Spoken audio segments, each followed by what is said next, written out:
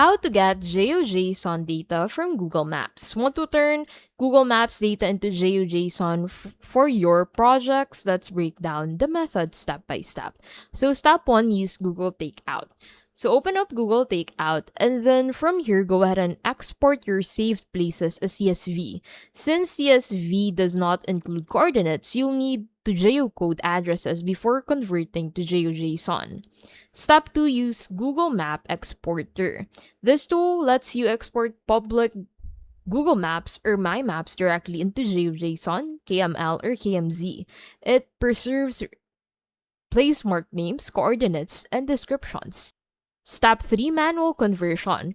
Copy coordinates from Google Maps and structure them into GeoJSON format. Step 4, know the risk. Google Maps does not natively export GeoJSON. CSV exports need geocoding, and third-party tools may stop working if Google changes its data structure. So to get GeoJSON from Google Maps, use Google Takeout for saved places, Google Map Exporter for public maps, or manual conversion for small projects.